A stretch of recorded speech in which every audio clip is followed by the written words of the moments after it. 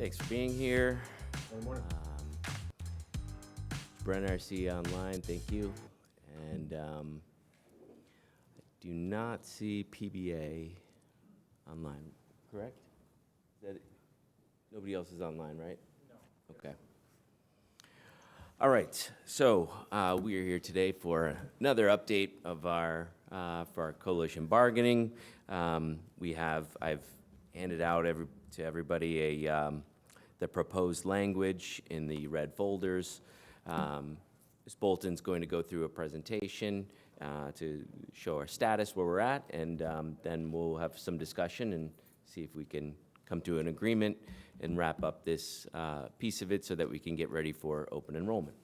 So I will turn it over to Ms. Bolton. Thank you very much, and good morning, everyone. It's nice to see you all in sunny skies, and we all realize how lucky we were this week, and we keep our neighbors to the west in our thoughts and prayers. So the first part of the presentation will focus on information that we've promised to you, and that is, of course, to monitor our health plans and our health claims monthly to kind of track how we're doing. And then you had also asked for an update on how the district on-site clinic, lovingly known as DOC, is doing. And so I have a few slides that are not great. They were copied from the provider's PDF into my PowerPoint and then emailed from my Mac to my office. And so I've given you hard copies of those slides too, so that you can follow along. And for those of you online, I'll follow up with an email of those hard copy slides if you want to study them closer. And then Mr. Moore will go through an impact summary of proposed plan changes, the 4 changes, the bullet points that we talked about that would generate about $4 million, just under $4 million in plan year savings in 2023. You all had asked how that is going to look for your members. What exactly will they experience? And so Jim's going to kind of drill down a little bit there. And then we'll just go over the articles again. We, of course, would love to get to a conclusion with the articles, so we look forward to jumping in. So this, you have a legal size spreadsheet, which you should by now be used to seeing, that compares plan years 19, 20, 21, and this plan year.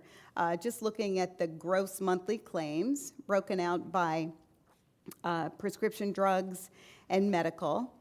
And so actually, August was a $20 million month, which is high, but it's not terribly unexpected. It's right on par with where we were this time last year for the month of August. And it's always trended a little bit higher because folks, the July claims are coming in when our colleagues are enjoying their summer break and they're maybe going to the doctor and trying to address things, that they've neglected all year long. So it was an ugly month, but it's not terribly unexpected.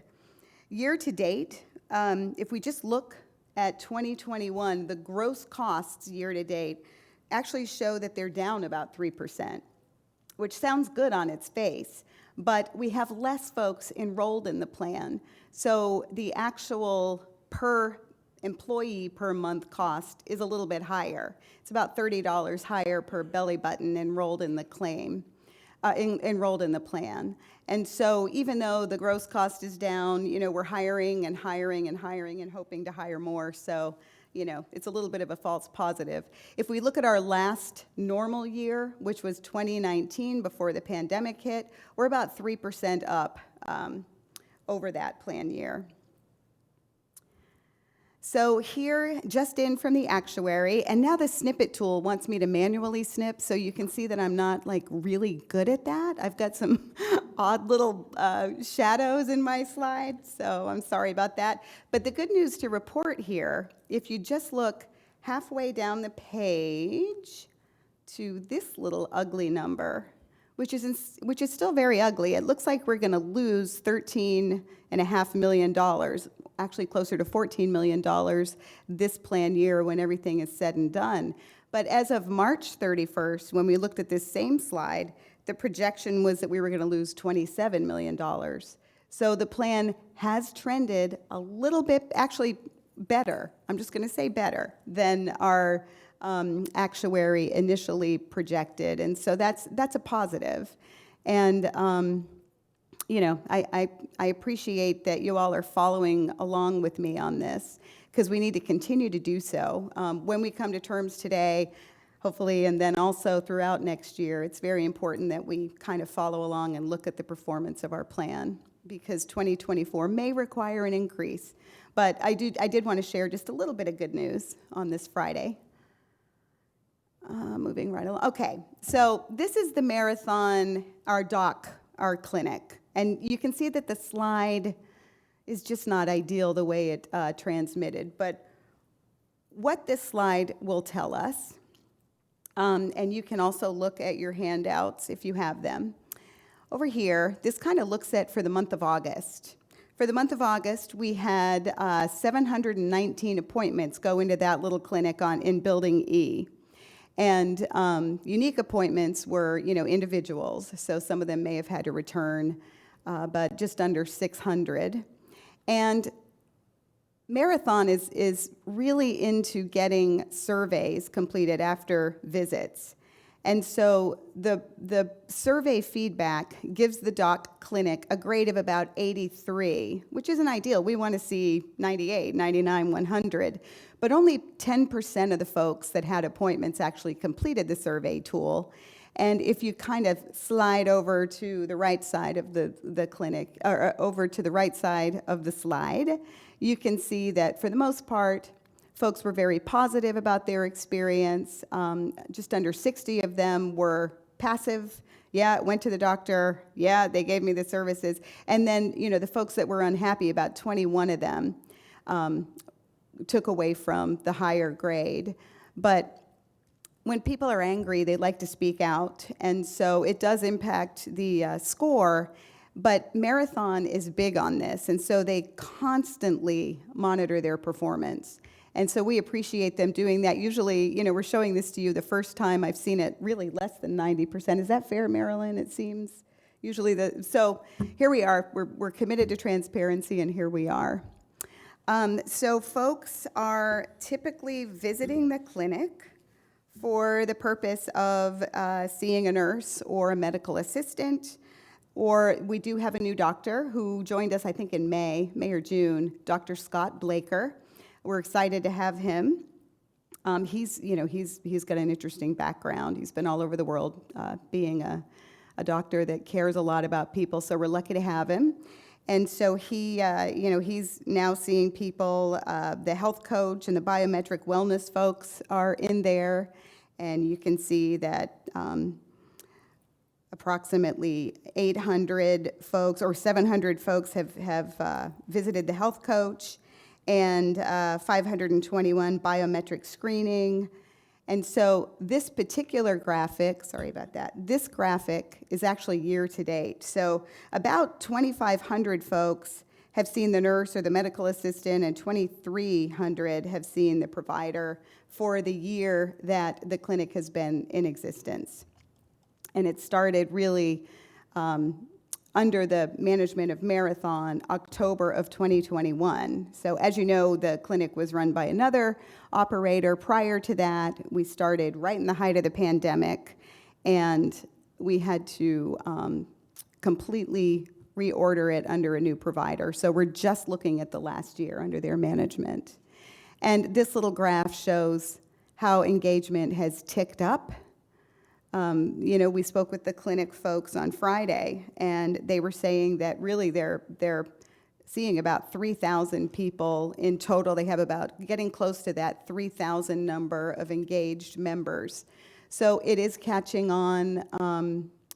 As far as the costs of the clinic, as you may or may not know, we actually pay Marathon a flat fee to run that clinic. It's just a little north of $1.6 million. For that. And so we need to now begin to really look at the return on investment, because as we get to capacity at that clinic, we will need to make a decision about what we do next. And so we can't do that without numbers. We all agree that we have to be numbers driven. This has to make sense financially. It's nice to have, but we want it to really drive some cost savings. So those are the things that we'll be looking at now that we've completed our first year. And let's see, just another. So here are the types of appointments by delivery method. The large, dark orange colors are in person. Those folks actually came and visited the clinic. And then the lighter orange those are telephonic visits, for lack of a better word, telephonic appointments. And then the purple is virtual. I have a sore throat, what could it be? And those kinds of things. It would be great if we could expand on those types of appointments, because that would drive the ability to see more people. And then underneath is just more detail about that. So those are the kinds of reasons people are going to the clinic. And then finally, this kind of large graphic in the center of the page gives you an idea that it's really the employees that are using the clinic. That's the bold orange line that escalates from the left to the right of the slide. Those are our employees. And then the top of the two bottom lines are spouses, and the bottom are children. So you see that our employees aren't quite yet using this resource much for their dependents. It is available for dependents, but it's not catching on. It could be because the clinic's open during the day. I mean, it's a weekday clinic. They are open Saturday morning hours. That's probably when they catch a little bit of the spouses and the dependents. But those are areas that possibly with some marketing we could improve upon. So that's the clinic. Do you all have any questions that you would like? This is just kind of the first day out of the barn. I'm showing you just the high level information that may be interesting to you, to show you that, yep, it's catching on, that we have a flat fee, and that we know that return on investment is critical to the success. You mentioned the 1.6 million is the annual contract cost. Is Yes. there a like a revenue total to date for 22? Is that available?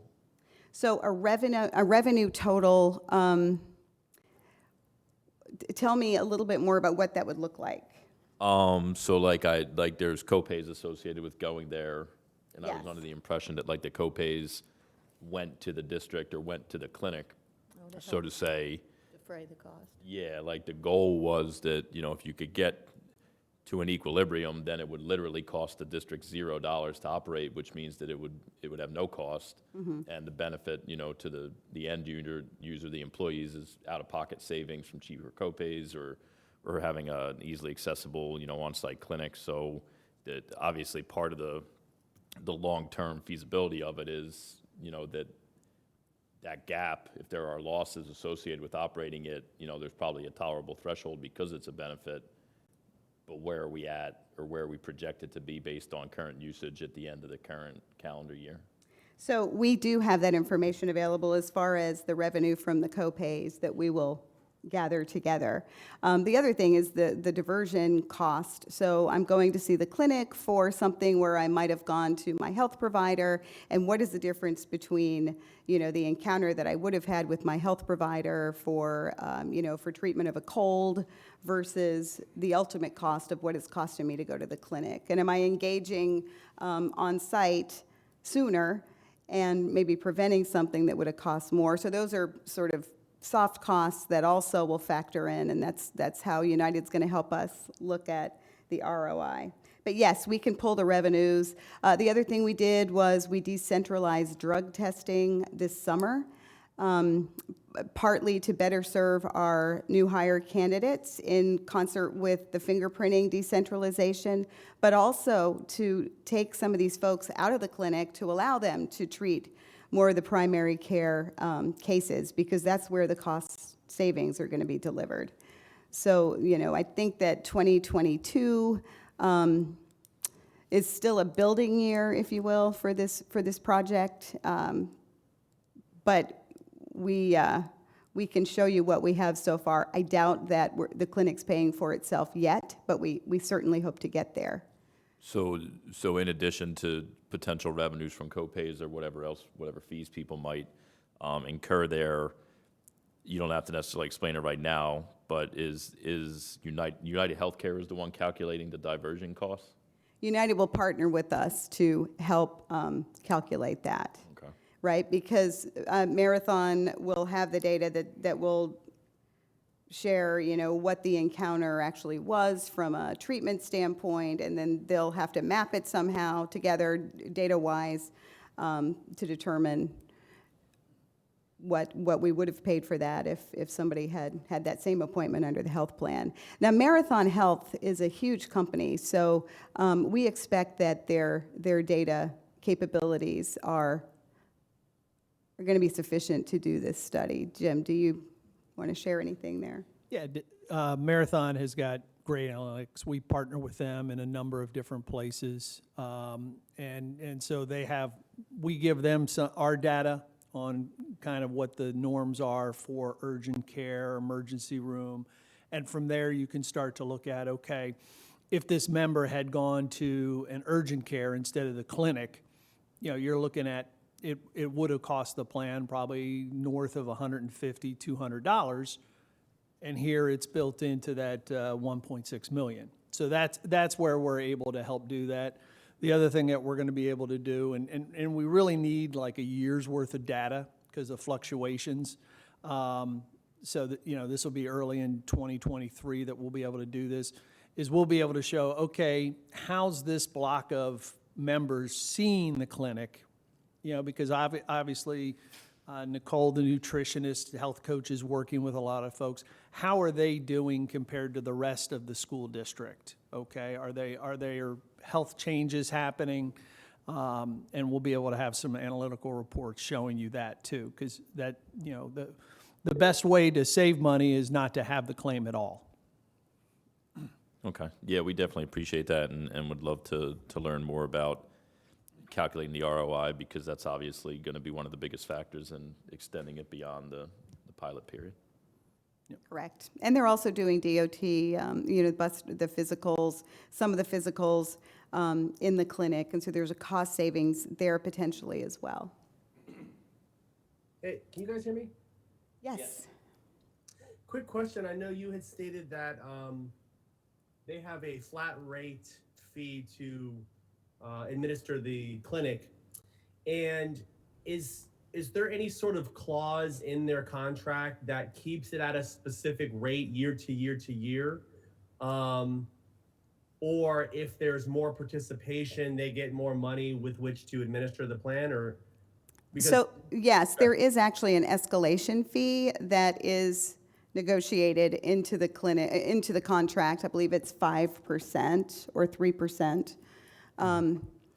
That for the 5-year contract that we have, it's baked in there. Gotcha, but it wouldn't be contingent upon usage, like meaning if right now we've got 5% usage from district employees, but we get 20 next year, that doesn't make the cost explode per se. Right. So it was not based on usage, this initial contract, but I do agree that there might be ways to give it more of a performance kind of basis as we go forward and look at renegotiating it if we continue it or if we expand services in some capacity. Thanks. Looks like Officer Lopez. Hi, how you doing? Officer Lopez, PBA. A while back, I suggested that the school district look into opening up to retirees and people who are not actually on the school district health plan that might be able to just buy into the clinic. Was that ever looked into at all? So I do recall that conversation, and it certainly is out there as a suggestion from you all. I don't recommend doing that immediately, however, because it wouldn't benefit the return on investment. It would be a nice to have benefit for the retirees from a customer service standpoint, but it wouldn't necessarily impact the cost of the plan. And, in order to make this project and this clinic model successful, it really does need to be, a financial benefit to the health plan in general. But we did hear that suggestion. I haven't forgotten about it, and it's out there as, one of the comments that you would like us to consider. But that's sort of where I am in my thoughts on it. Actually, Alex, the retirees and anyone on COBRA, and when I say retirees, so it's the retirees that are pre-Medicare or, prior to Medicare eligibility, they can use the clinic currently, as well If as they have, if they have. if they're additional- enrolled in our medical plan, correct? Correct, yeah, I was suggesting the ones that don't have it, and I could see it, how could it not be a cost benefit if they're charged a premium, a monthly premium to visit the clinic, a flat rate, that's definitely a positive flow, income coming into the. Well, think about it even for us, those on the plan. When we go and we're paying our co-pays, generally what we're paying, we're only paying that because the plan's paying more to the provider. So if you then bring folks who are outside of the plan, and even if they had a flat percentage, they're not necessarily paying the full cost of what it would be to be treated by a physician or the prescriptions or any of the services, the lab work. And that's the same for us right now as we go. We're not footing the full cost. The plan comes in and supplements quite a bit.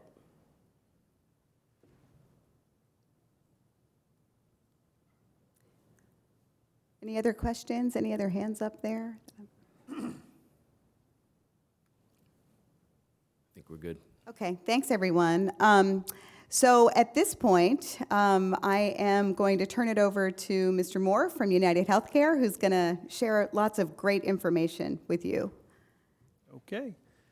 And then do we have my presentation up? Can you share it? And do you have a clicker? I actually don't have your presentation, so let me make sure that I get it to. Sorry about that. Unfortunately, I can't download to a flash drive. Our computers are locked for security reasons, and so I'd send it over. Here it is. I'm just going to forward it on to include attachment.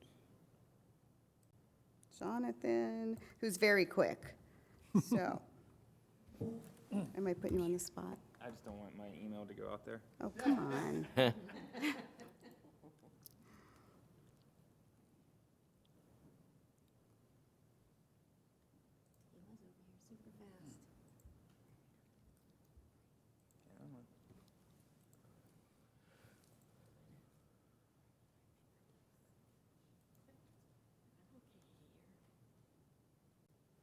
it is.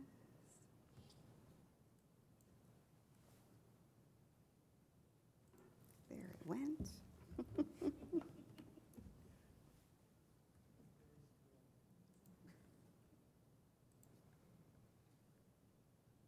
That is a thing of beauty.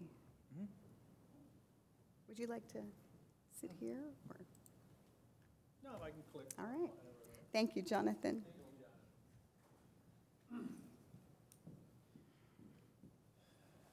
All righty. So again, we've been talking about a number of different recommendations, and at the last meeting, you'd asked for kind of a side-by-side on these, what's currently in place, and with the program, how it would change. So to kind of go through, the first item is called Radiology and Cardiology Medical Necessity. Right now, for all these different testing and everything, there's no need for a prior authorization from the provider. And when we look at all these different things, right now, in fact, I found a survey of physicians, was done by a group called Choosing Wisely, and they said that 75% of physicians feel that unnecessary testing is a huge problem within the medical world, okay? That's what the first item really kind of addresses is, okay, are there screenings going on that that are unnecessary? Or there's another thing, instead of doing an MRI, a chest X-ray would do. And because this is not in place for the school district, this is where some leakage of claims that really shouldn't have been done would have a financial impact. And when I'm talking about this as well, just so you know, on our fully insured side, this is what members on our fully insured side have to go through, okay? So these requests are not something outside the norm. I know the district tends to like to follow fully insured because that way it's not it's not the district making the medical call. They're following what our clinicians and doctors and everything have come up with. And the key thing that we're always looking for is, are these things evidence-based and medically necessary? So with the program on that top item there, the physician or facility would contact us and inform us about that. And from there, they would give different background on why this is needed, okay? Why this particular scan or this particular procedure is needed. And at that point, we're either going to approve it or not approve it. The majority of them are approved, and it's done right away. If it is denied, the physician and the member have the ability to appeal. Okay, physician can either appeal by sending in written, they can do it in the UHC physician portal, or they can call up and have a peer-to-peer call with one of the doctors. A lot of times when there's a peer-to-peer call, part of the procedure might be approved and part might be decided, hey, you're looking at doing, two different sides of this when really the obstruction is on one side. So we're only going to approve the scan where the problem is. So that's the cardiology medical necessity part. To give you an idea, on the radiology side is really the big part. We're looking at about 1.4 million on the radiology side. The cardiology side's about 300K. So that gets us to that 1.7. And what that equates to is about 600 scans on the radiology side and about 100 procedures, tests on the cardiology, okay, that would not be approved. And as I mentioned, there is an appeal process. Actually, under state guidelines, there's a first appeal, then there's a second appeal, and at that point, if there's an issue, the member and provider can also appeal to the state, and then there would be a procedure there. Any questions on the top one there? Maybe a generic question. So for each of these, the procedures listed are the total procedures that would be impacted by the change, or are there another 5 or 10 or 50 that fall into this category but are not listed? These are the ones today, but we're constantly looking, and as the medical world changes and new tests come out and new scans, and as the different facilities get the latest diagnostic tool, they're using it for other things, and then we would add on as appropriate. And as we see, what we're looking at is, okay, is there an area where we're seeing a lot of waste? Is someone having 4 of these tests when, okay, after the first one and they did a procedure, a second one's only needed? Those kind of things. So does that mean that if we were to agree to these changes, that 2 parts maybe, one, that United Healthcare would unilaterally then have the ability to add additional treatments to this medical necessity provision, and then 2, presumably that would also drive additional cost savings. So 1, is that true that it would not come back to us for another 5 procedures? It would just be, we agreed to this plan and now the plan expanded. And then 2, how do we, if it were to expand or have additional procedures that fall under that medical necessity and this additional approval, how do we then capture and make sure we get credit as a district for the additional savings associated with new items that came onto it. Well, and again, this is, first of all, yes, it would unilaterally give us, as we add new procedures and we see things that fall into this category, we would add it in. I don't think that the district would want to be the one deciding, hey, this new procedure, United normally has in the medical necessity, should we add it into ours or not? Because then again, you're getting into now becoming medical experts or making medical decisions. And it goes through a very rigorous review before we put any of these in place. But with that, yes, you would immediately get any of the savings that we're able to, and when we say savings, what it's doing is it's helping to prevent unnecessary tests. So, it's one of those things where we're helping to prevent a cost. We're not sitting there saying, hey, this test would have cost $7,000 and now it's costing $3,000, if that makes sense. So I guess then, and thank you, more so for transparency's sake or for the employees' edification, how would they become aware that now, in addition to, say, what's listed on the screen, in 2 years, there's 5 other procedures that they used to not need approval from United Healthcare, but now they do? Like, how did they become aware of those program changes if once we're done negotiating something here, there are alterations in the future that aren't negotiated here or promoted in some direct fashion to them? Great question, and I love the focus being on how do we help and protect the member. So to kind of back up maybe a step, if the provider does one of these without getting the prior authorization and we have your MedNec in place, the provider is the one who is held responsible. It's their job to get it done as long as the member's seeing an in-network provider, okay? So let's say, a member went in and had, an MRI and the provider didn't have it approved, and all of a sudden United comes back.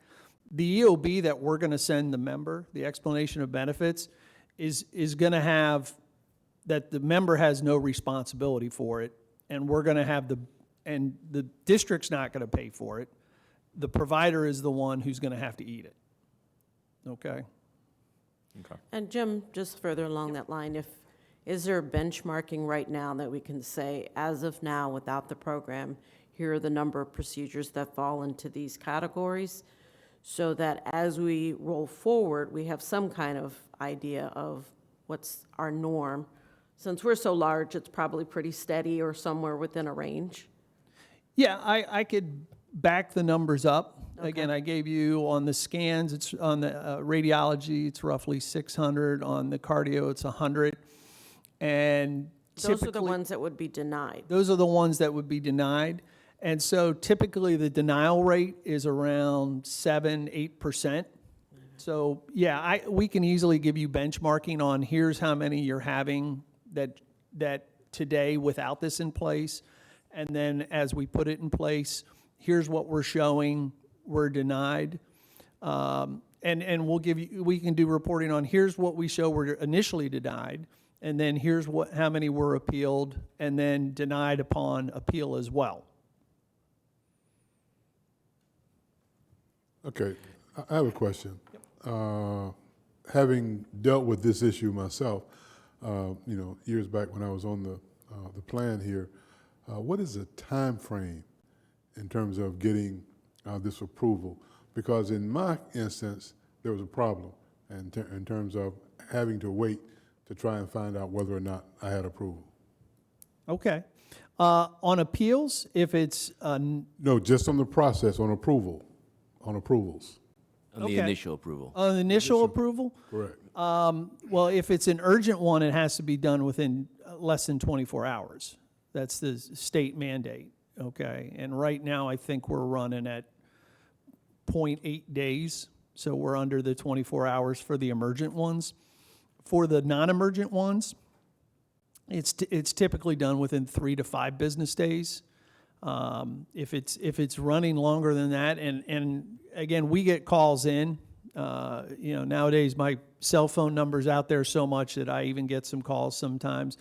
And typically when I research into some of these prior auths that are taking longer, they're taking longer because the provider has not given all the info, and then we have to, either myself or my staff has to call them up and get them to make sure that they've given us all the info. But usually 3 to 5, most of them right now I think are running about 4.5 days. Last time I looked at the prior auth rate. Thank you. You're welcome. I had a question. You mentioned, was it a 1.4 million, I think, went to the radiology piece of this, and that there was a rigorous process that you go through to add something to this. Can you provide us any more information about that so that we can all be clear on how something goes to this list? Sure, definitely. So, United Healthcare is the second largest entity of medical data in the country. The first one is the U.S. government, but I like to think we actually do more with the data in trying to come up with these. And so we're constantly looking at, okay, where are some areas that there's leakage within the system? Where are non-necessary testing, non-necessary procedures, things like that going on? From there, we would have a group within United Healthcare, typically mostly made up of medical directors in that, who would put together a project to analyze this. They would go through, typically it takes about a year of going through data and everything, and we're looking at data countrywide, and going back and seeing, okay, pulling specific member files, pulling information from if it's at a hospital or wherever, to look at it and go, okay, here's a trend we're seeing, in this one area. And, let's say it was just foot surgery. Okay, so, we're seeing that there's 5% of these that were done that were unnecessary. Well, we look at the percentage, and then we also look at what the cost difference is, okay? Because, obviously, if it's not a huge cost difference, if it's not going to be a savings of some substantial amount, then, maybe it's not worth the time to go ahead and put these extra hoops in, because, there is a time that it takes to, have the prior authorization done, time on the provider side, time on United Healthcare side. And then from there, if there's actually a return of investment, it has to be over 1-to-1 to make sense. Usually we look for I think it's a 2.3 to 3 in that range to 1 investment, ROI, to where we then look to go ahead and pull it out. And then from there, what we do is we typically use ourselves. United Healthcare, we've got about 350,000 employees. And what they usually do is they put it on us first and say, okay, how does this work? Are we seeing that? The savings, is it holding true? And then from there is when we bring it out to our fully insured. Got it. And I've witnessed this in my past as well. We had 1 year in my prior employer that we noticed a 1,200% increase in, these MRIs. And it's because we had no authorizations. And we did put that into the plan, and it really did kind of address those costs. And it's because Florida, sometimes, yeah, there's an appeal process needed. But oftentimes, because we're such a litigious state, doctors just want to throw everything at the condition to ensure that, they haven't, that if they're challenged legally, they can say, no, I did everything, So it is something that can be over sort of prescribed, and it does make sense to put parameters in. We do have on-site reps that help our employees through, through appeals if necessary, But I think you showed a statistic earlier that there were like 7% of all of these that are actually appealed. So it's not a huge number. Yeah, that's Yeah. further down in the deck. Yeah. That it, you So- know, the number that are denied is 7 to 8%. Yeah, I was actually surprised, and I sent you that question last night, that we didn't have these already in the plan, because it is, it's typical for a health plan. All right, so maybe we'll get to some more of that. Yeah. We'll let you get through this and. Yes. So I have Save our one more question. question. Yeah. And I do appreciate the presentation. I apologize for preempting it. I looked at it, and yes, it has a lot of good information. So I guess my question, again, to transparency, and this might be more for the district then. So like when we do these negotiations, we're not just negotiating our contract language, the CBA language, we're negotiating the healthcare plan, which is a separate document, which I would presume is extensive and that no actual person reads. Whereas the CBA, like no actual person outside of the industry. Whereas the CBA or the changes can be very, very simply summarized.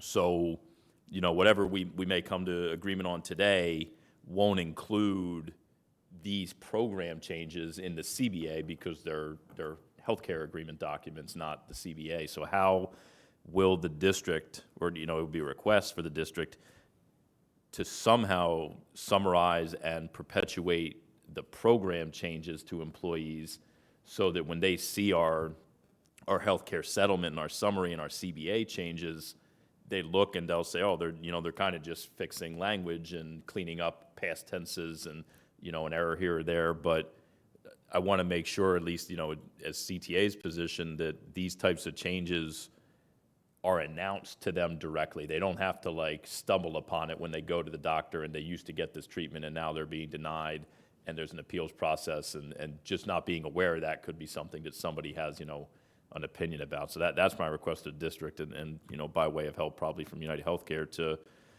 and again, these presentations I think do a good job.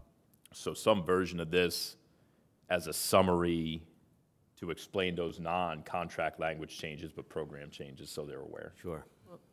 A lot of what, you know, at open enrollment time as well. So if this were going to go into play, you know, in past years, when we rolled out Second MD, we did an announcement, and then there's some marketing things that follow. We have Asana, a program that's helping women. So we do different depending on when it rolls in, whether it's campaigning through the actual agency, if it's an outside agency that's helping with things.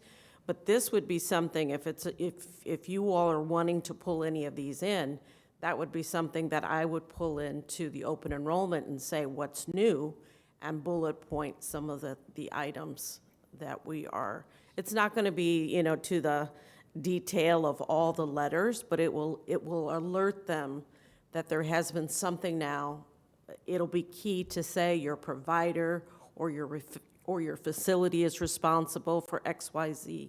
So that's one way that we do it. Yeah, that's certainly the desire, because even if I'm not changing my coverage during open enrollment, things have changed within my plan, whatever, you know, coverage I have. So I just think that we've made changes in the past to the program a number of years ago, and those were very explicit to, you know, the copay for ER visits and co-insurance and things like that.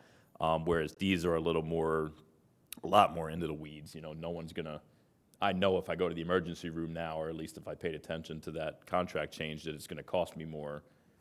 I won't know about any of these changes otherwise. So that's just Right, but my question, I guess, would be, would they know of this like these are, the doctor makes this recommendation, correct? Right. The top 3 ones here are pretty much pertaining to the doctor and how they drive, you know, where they're going and how they have to have authorizations for the top 2. What we do, in fact, you know, is we would educate the members again that, hey, look, for procedures, there are prior authorizations that are needed, which for a lot of procedures right now, they're in place there already. And that if you're having issues or if you're having concerns, that's where we have staff here, or you can call United Healthcare, and we, you know, and that there's always an appeals process. That's kind of the cleanest message to help folks out. The top two, the medical necessity add-on programs and this one are very, what we call non-noise generating. When we rolled them out to our fully insured, there was hardly any noise from all our fully insured folks. You know, it typically is some providers who are used to prescribing a bunch of different scans that are unnecessary, and they get a little, their feathers ruffled a little. But at the end of the day, you know, we're still able to take care of the members, and you're not having, as we said, the noise. Do you find, and I'm fortunate enough I haven't had to really deal with a lot of this, but do you find that if a doctor intends to recommend something like this that requires approval, that they would shoot that to United Healthcare before even saying to the person, you know, the patient, like, you know, I'm going to recommend this?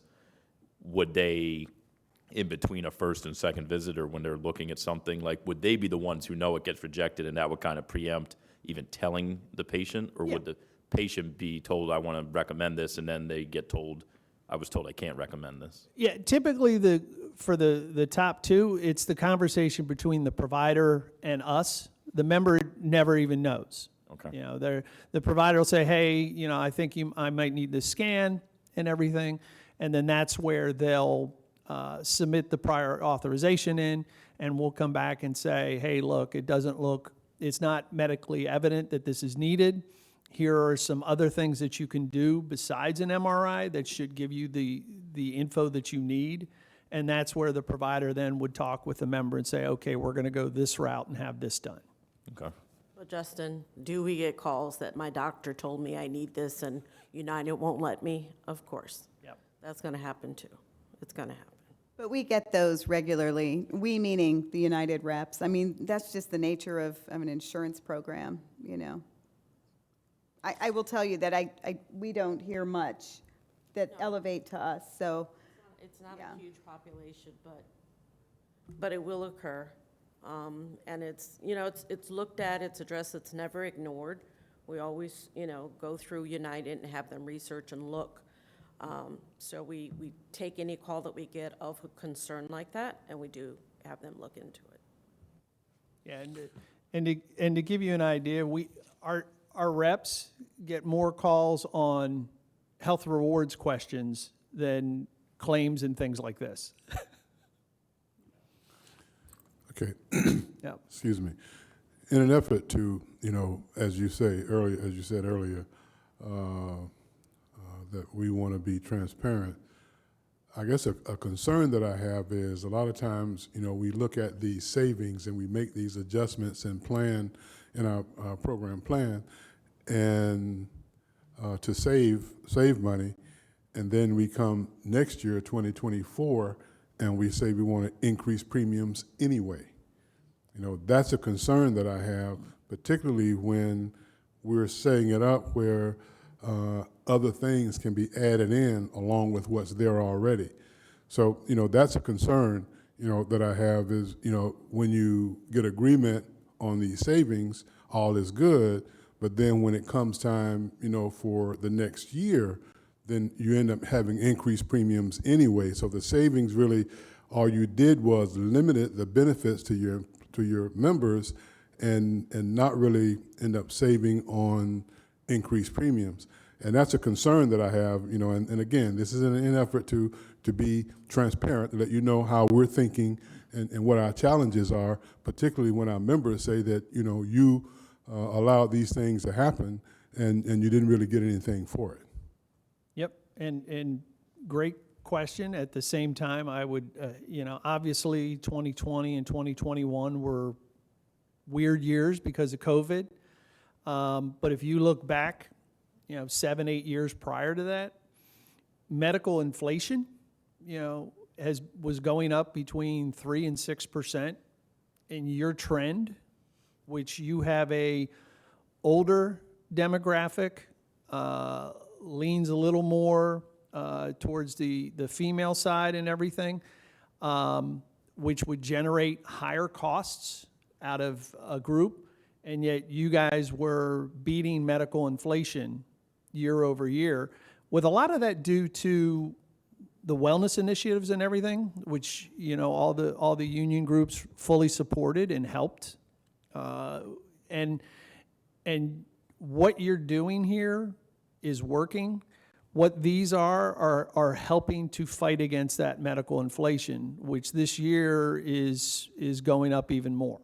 So, you know, to your point, you know, I'm not the actuary that's coming up with the numbers. They're the one who's looking at, you know, the crystal ball at what's coming down the road.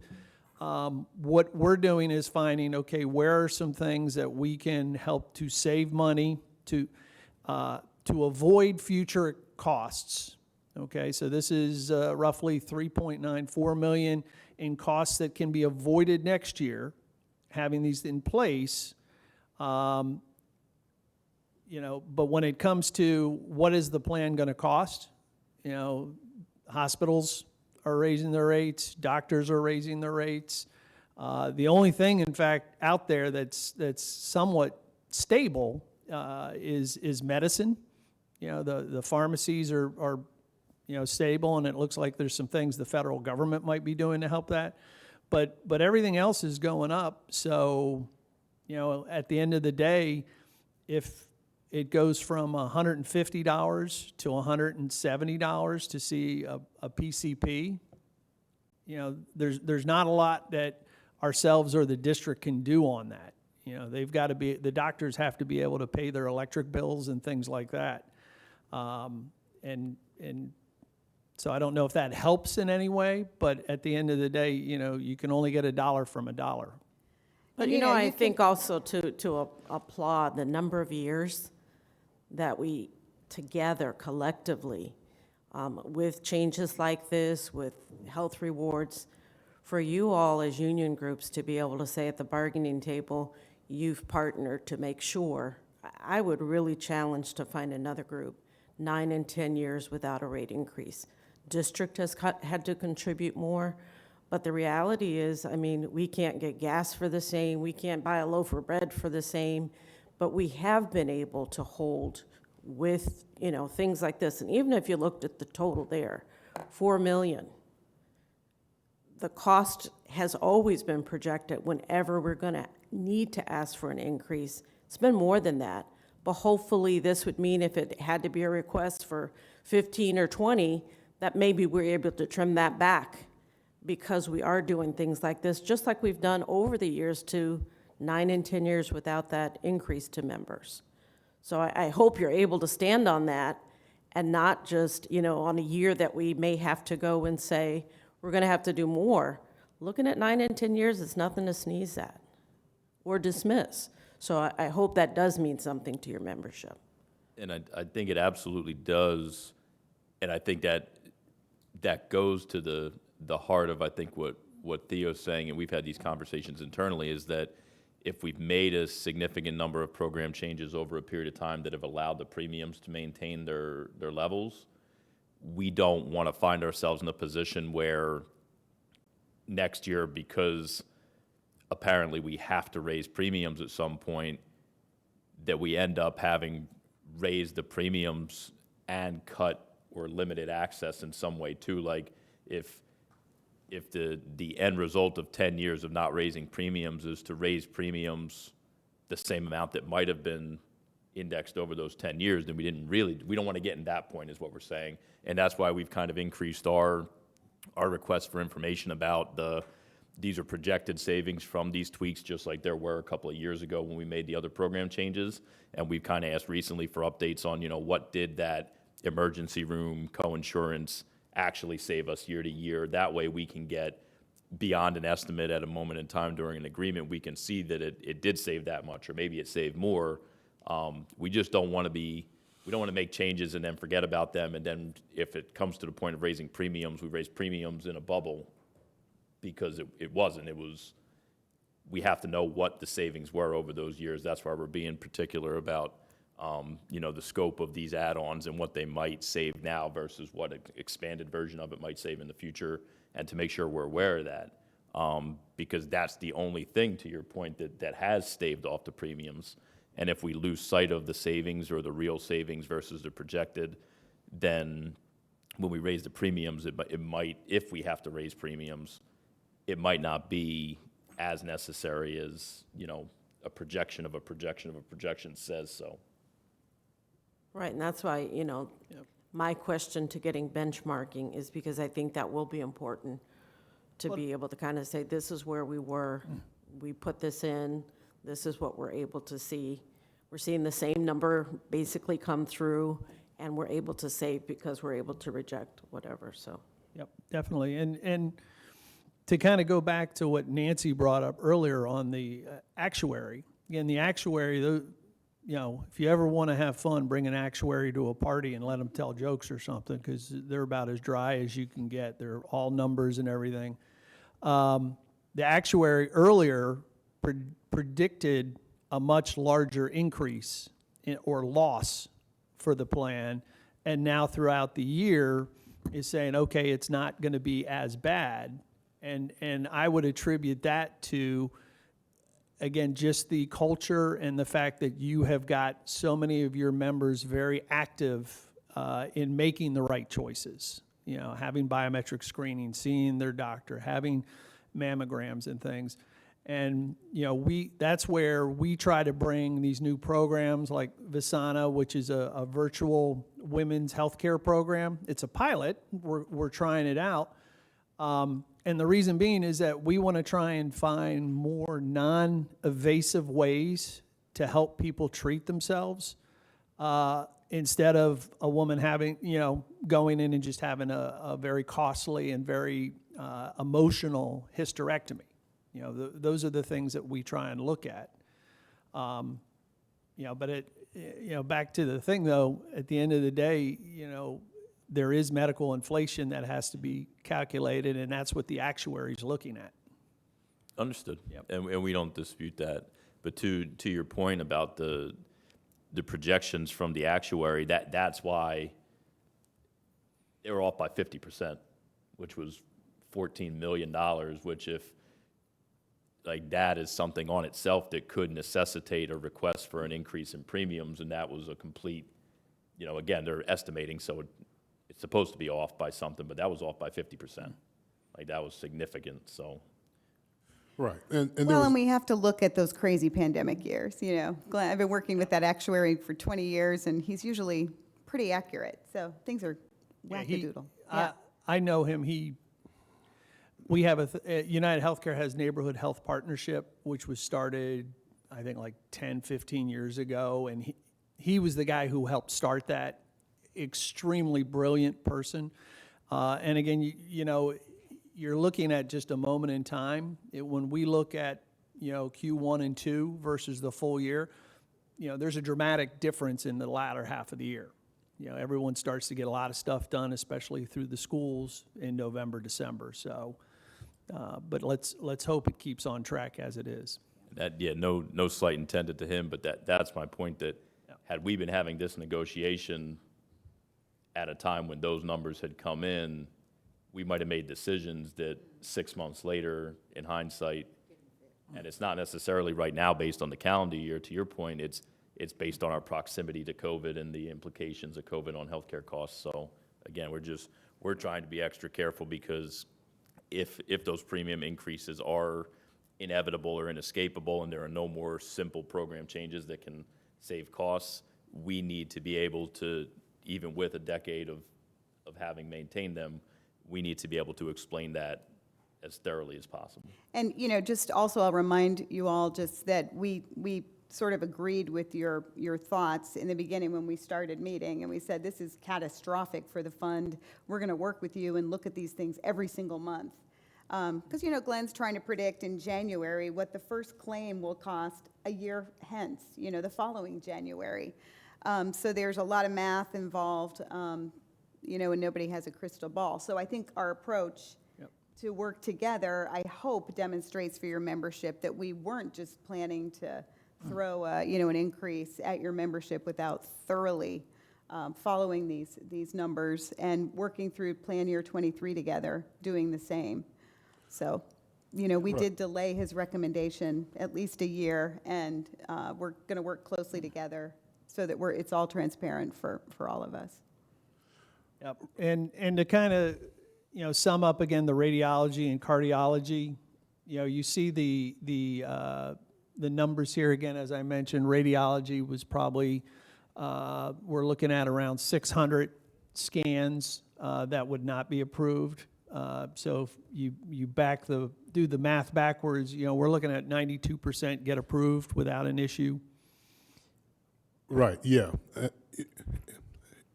And I really wasn't criticizing what we've done in the past in terms of savings, because our working together is how we've been able to maintain premiums at the current levels. And I do understand that, and I applaud that. However, there is that other side, because what I heard you say in your presentation, because I can't ignore that, was 2024 increased premiums. You didn't say definitively that that would be the case, but it was mentioned as if that could very well happen. And so I feel I have a responsibility to make sure that I address that concern, because it was stated, and I wanted to make sure that we're looking at what we're doing and why we're doing it and how it is working. And so it is to avoid those kind of things wherein our members won't read the details in terms of, changes like this. You raise premiums, they will respond to that, and then we have to respond to that. So that's kind of where I'm coming from in that. So that's my point. Yeah, we understand. All right, thank you. Okay. Can we go back to that slide? And I just had a question. So 91.8% were approved. 8.2 were under radiology. 8.2 denied and upheld. So that adds up to 100%. Does that mean that those being denied and then reversed, saying, "Oh, hey, wait, no, this was necessary"? That's just not happening? Because I think that's our big concern, right? That, hey, we're trying to push a change through where somebody really needs something, they're not going to get it, and that's not the intent. But it looks like that's not happening based on these numbers. Am I reading that correctly? Not quite. The 91.8 is approved either first time or on appeal. Got it. That includes any which way they were approved. Only 8.2 were denied outright, and even on appeal were denied. Okay. So again, we're talking about a small number that is generating a large number of cost. Okay. And it's those 8.2 may not have received the bilateral MRI, but they received another form of radiology typically that was... It could have been that, or it could have been, hey, look, for this, a chest x-ray. Right. Is that, or, we're always looking for what is medically evidence-based for that condition, for that test, and least expensive, okay? And that's where we go. Now, it could be that, they have a procedure that is less costly, and then later on they need to have a follow-up procedure, okay? But that happens very rarely, but it's still, it's something that we take into account. And when we're looking at the numbers of, 1.4 million on radiology and 300,000 on cardiology, those are the 8.2 denied and the 3.6 denied, okay? Got it. So the medical necessity add-on programs just go into a few other areas. Foot surgery, it has to do with some site of care as well. And this is where I know sometimes it might be a little confusing, because then we talk about the surgical management solutions that talks about site of care as well. These kind of work together, but individually they're going to drive the savings, that the predicted savings we're showing. Surgical management solutions is probably the one that I would say would have, it gives the member the best benefit, but would maybe cause more noise with the providers. Because what we're doing here is we're really pushing to get the providers to be using surgical ambulatory, non-hospital-based facilities, okay? Things like colonoscopies, typically there's not a reason why they need to be done in a hospital-based facility. And again, when we look at, the difference in cost, for a colonoscopy, you're looking at about $2,000 having it at a surgical ambulatory center versus $7,000 at a hospital-based. And that's the big thing. And one of the things that, my medical director brought up that COVID really made aware to us is, look, if you're going in for something that you don't need to go to the hospital, where there's all kinds of people who are sick with who knows what, you want to have it at a more controlled site. As I mentioned, United Healthcare, we make ourselves do all of these things plus some. When I had my colonoscopy last year, the doctor said, okay, here's where we're going, set up the appointment. They called me, said, okay, we're going to have your appointment. We're under, at the time they were still doing COVID protocols. They said, look, who's bringing you? What's their cell number?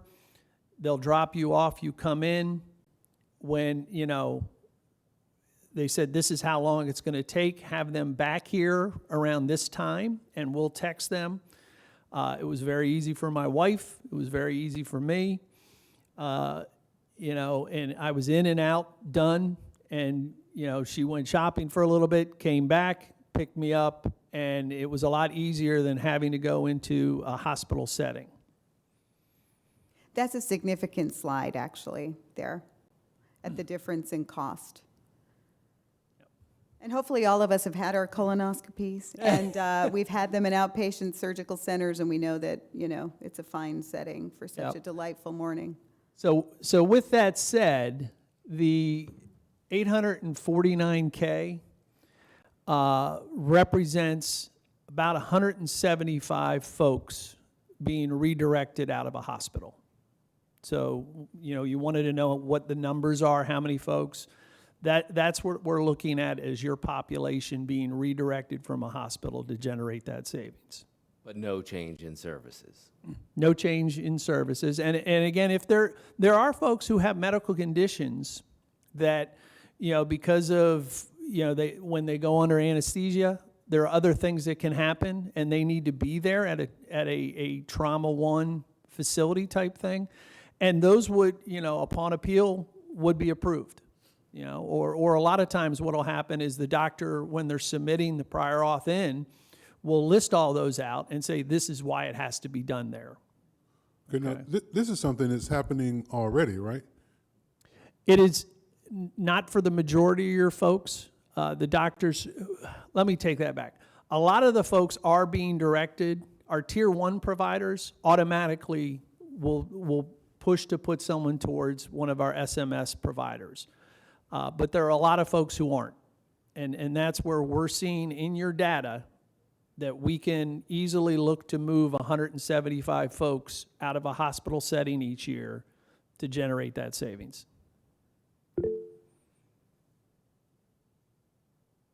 Okay. The last one is... I'm sorry. Yep. Mr. Voss, do you have a question? Yes, Steve Voss, ASOP. You mentioned colonoscopies in particular. Now, I just want to clarify that we're not saying that to get a colonoscopy, you have to go to your primary care provider and then go to the outpatient. You can go to the outpatient. Can you still go to the outpatient directly? Well, typically what you'd do is you'd have a gastro who'd be doing the procedure, and that's who you'd see. You'd have a consult with them ahead of time, and then go to the outpatient. They would do it at the outpatient. But what I mean is you can go to that gastro specialist. Correct. Without having a primary gatekeeper. Correct. Yeah, the plan that you have is open access, so you could go directly to them. So for instance, I was told I'm good for 5 years, and I know 5 years from now I'm going to get in contact with my gastro and then have another day off from work. But at the same time, I always mention PCP because you want to have your primary doctor knowing everything that's going on.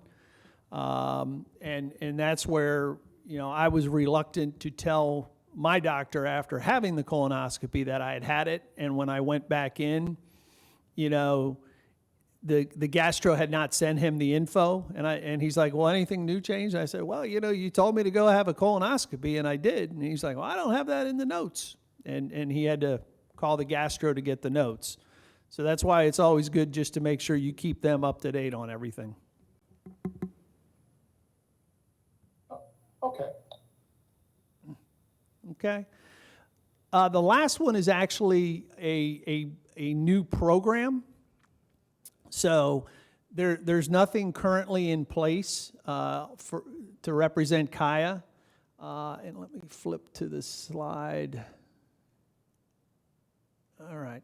So what Kaya helps to do is give a virtual way for folks to go ahead and look to, if they're having MSK issues, go ahead and start with the most non-invasive item first.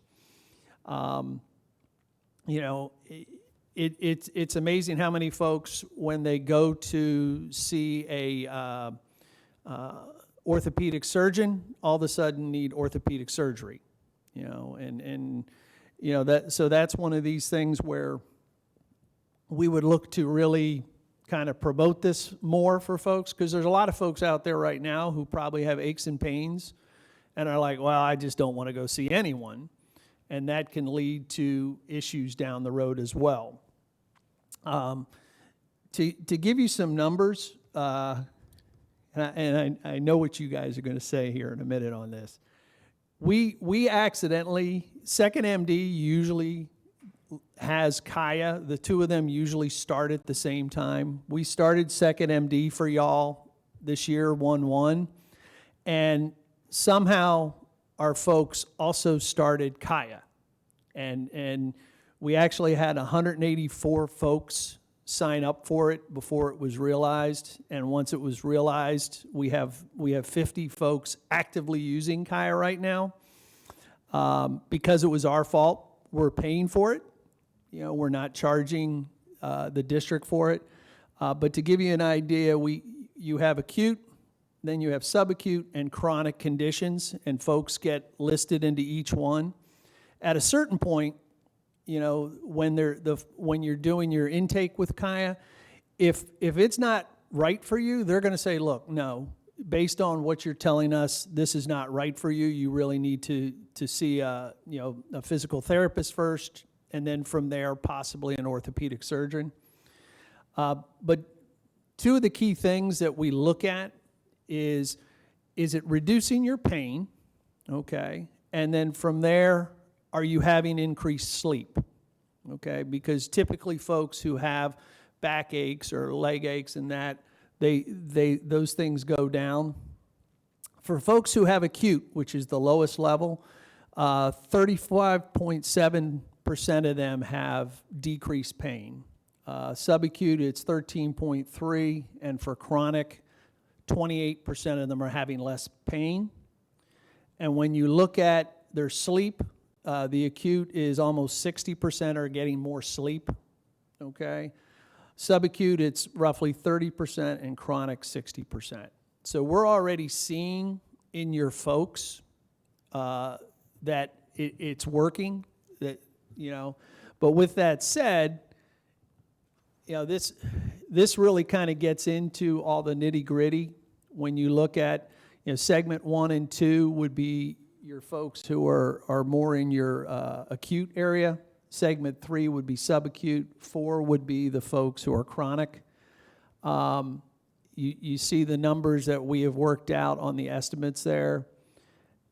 And then, you know, the investment is the claims cost there on the lower left where we're looking at ROI. So the claims would be roughly $600K, but the savings would be $1.3 million, and that's folks not going to have surgeries and other conditions, driving that, you know, $738,000 savings.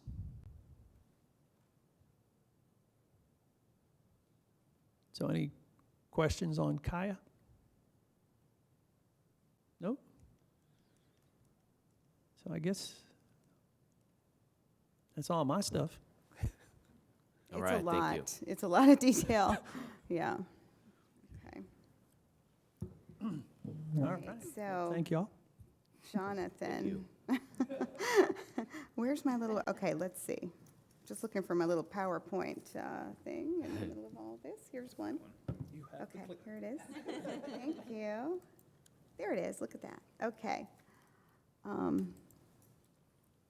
right, so that brings us then to our article, our coalition bargaining article. So you all have beautiful red folders that Tim created, that we really haven't made any changes to the summary that we've provided before, except for one.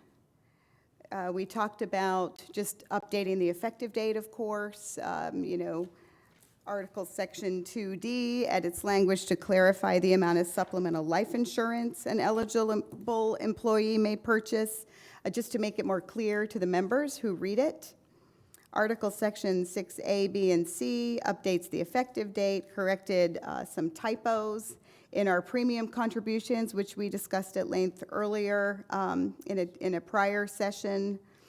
Nancy? Yes. So just because that one, when people look at the settlement agreement, they're going to see these reduction in numbers, could you just restate that as plainly as possible, that these are the numbers that the district has been paying, they were just inaccurate in the previous document and higher, so there is no reduction of what the district's paying, no one's taking on any more costs or burden as an individual? That's correct. Marilyn, can you confirm that as well, since it's your shop that actually sees that? Yeah, I think you're just asking that the language be reworded in the article to state that. Well, and this is the, the part-time where it was, there was the typo in the document that showed the, the part-time contribution as $540 when in fact it was $440. Are you just wanting an explanation added to that section?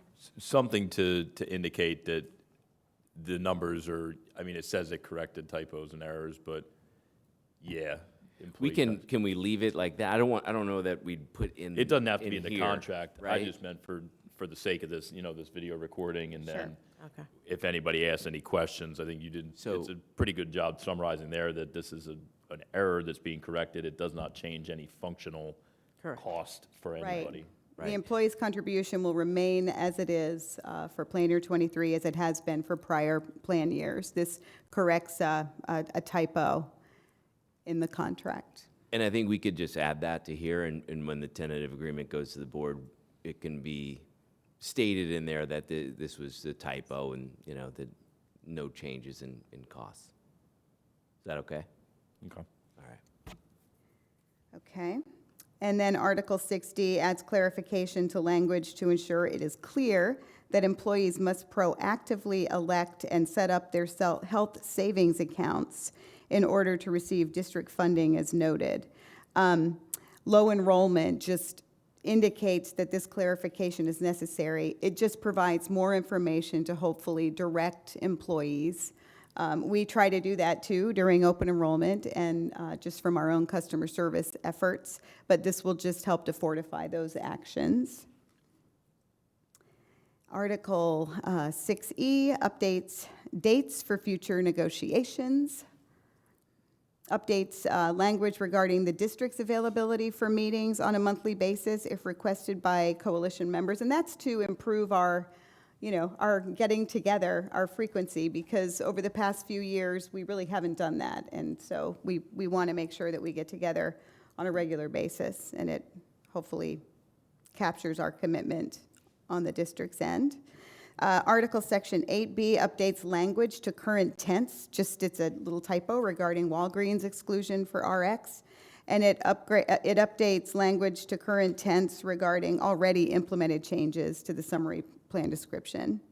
Now, Article 13B, in an effort to move this forward, we had highlighted language for discussion with you all regarding carrying terminated employees on coverage through the end of July, and we suggested maybe we should not carry them all the way through to the end, but maybe just 30 days after the end of their last day, after the end of the school year, so to June 30th.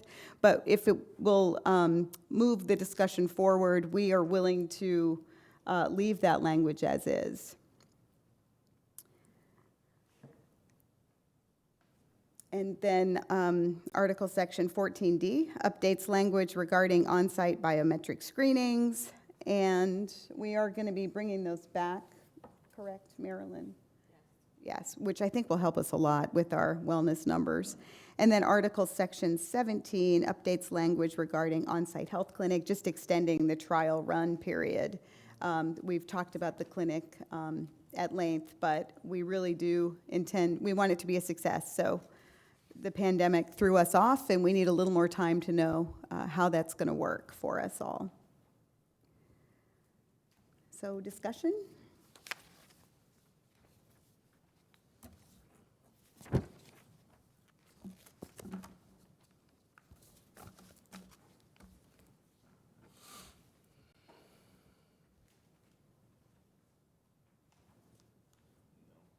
Other than, I guess, the hybrid format here makes it difficult for the coalition to caucus, but that's not your fault.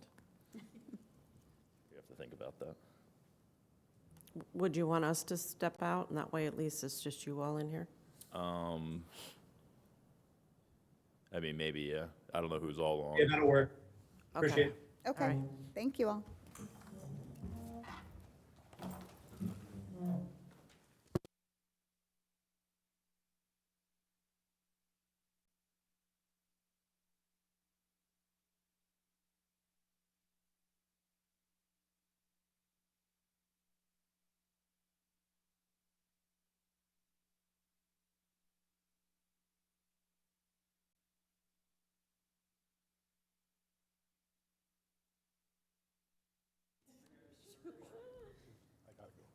Okay.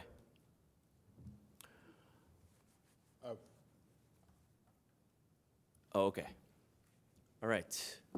I see that Mr. Brenner is not on, maybe he's still in the, Step out for a minute. oh, he did? Okay. All right. So, any discussion? I think unless I interpreted it wrong, I think the group was unanimously in consent of moving forward with the contract language as presented. Okay, perfect. Thank you.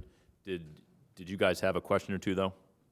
Before that's 100%, I apologize. Uh, Mr. Brenner? Mr. Voss? Okay, Officer Lopez? my- Anybody? my main question is, could we get some additional numbers regarding, the approvals were included things that were first denied and then approved, and then second denied and then approved. And I'd like to see how many things had to go through a couple hoops to get approved. And I'd like to see some numbers on that.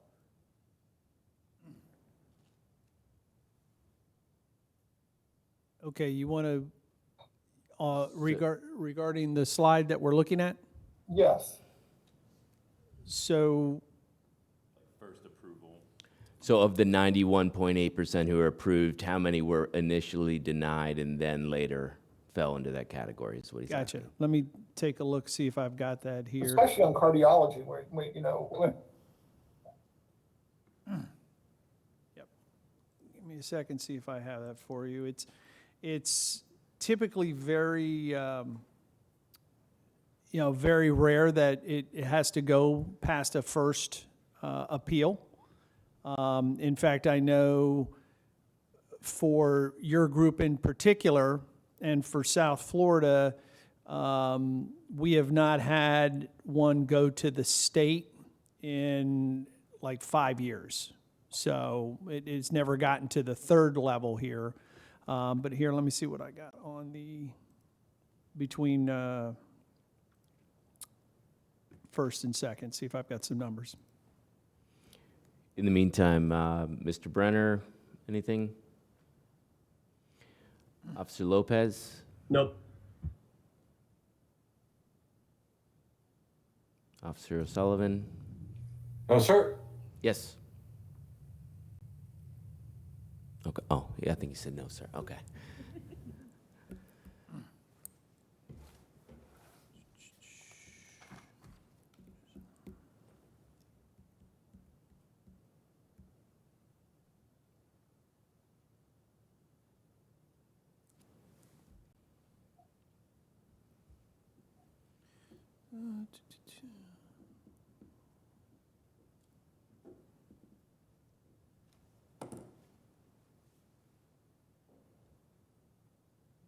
And that approval process is done 7 days a week, correct?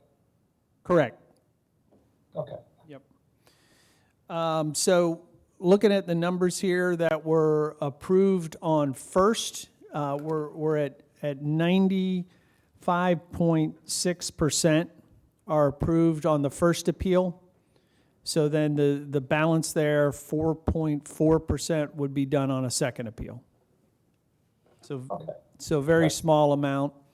And again, having worked through some of these things with folks, a lot of times the reason they're denied on the first appeal is because there was not information provided, the paperwork that was done. And that's why a lot of times what I do when I get brought into a case like that is I work with the provider to set up a peer-to-peer call, because on peer-to-peer calls, the majority of, it gives the doctor who's going to do the procedure and our medical director the chance to talk a lot more through different things, and there might be nuances.